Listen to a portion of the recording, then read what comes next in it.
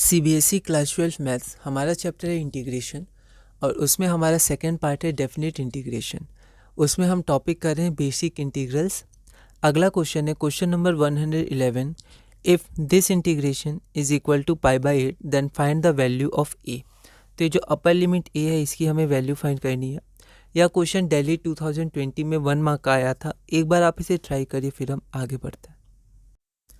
तो यहाँ पर जो हमारे पास गिवन इंटीग्रल था उसको हमने आई मान लिया, ठीक है।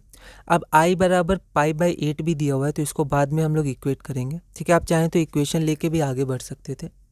यहाँ पर आई हमने इतना माना, फिर 1 को लिख सकते हैं 1 का स्क्वायर और 4x को लिख सकते हैं 2x का होल स्क्वायर। तो एक किस फॉर्म में कन्वर्ट हो गया, x² + a² या a² + x² के फॉर्म में।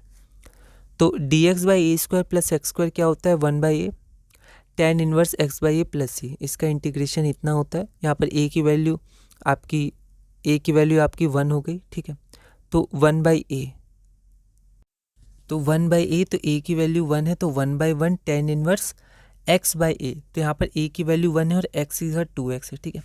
अब यहाँ पर 2 क्यों आया, तो 2x है तो x का कोफिशिएंट 2 है तो 1/2 आएगा। तो 1/a जो 1/1 है तो यहाँ 1/2 आ जाएगा, 2 1s are 2।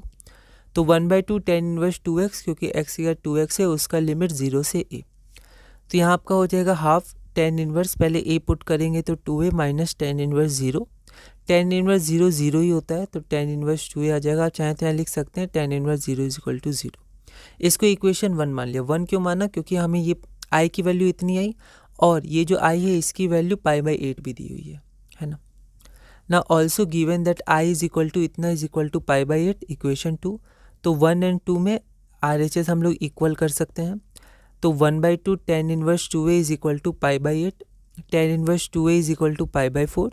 2a tan inverse उधर जाएगा तो tan π/4, tan π/4 1 होता है, 2a is equal to 1, therefore a is equal to 1/2 जो हमारा रिक्वायर्ड आंसर है। अगला क्वेश्चन है find the value of integration from 1 to 4 mod x - 5 dx। यह क्वेश्चन ऑल इंडिया 2020 में 1 मार्क का आया था। एक बार आप इसे ट्राई करिए फिर हम आगे बढ़ते हैं।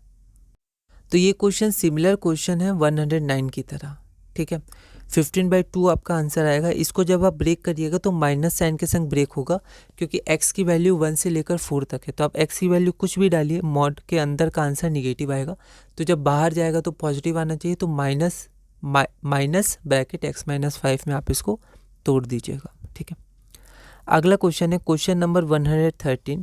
Evaluate integration of 3 to the power x dx from 2 to 3। यह क्वेश्चन 2017 में 1 मार्क का आया था। ये भी डायरेक्ट आपका फार्मूला बेस्ड क्वेश्चन है a to the power x का। तो यहाँ पर देखिए, यहाँ पर आप क्या करिएगा, a to the power x में इसको तोड़ दीजिएगा पहले और 2 से लेकर 3 उसकी वैल्यूज़ को पुट करिएगा। तो आपका आंसर आ जाएगा 18 log 3 जो हमारा रिक्वायर्ड आंसर होगा। अगला क्वेश्चन है evaluate integration of sin 2x dx from 0 to π/4। यह क्वेश्चन फॉरेन 2014 में 1 मार्क का आया था। एक बार आप इसे ट्राई करिएगा, अगली वीडियो में हम इसे सॉल्व करेंगे।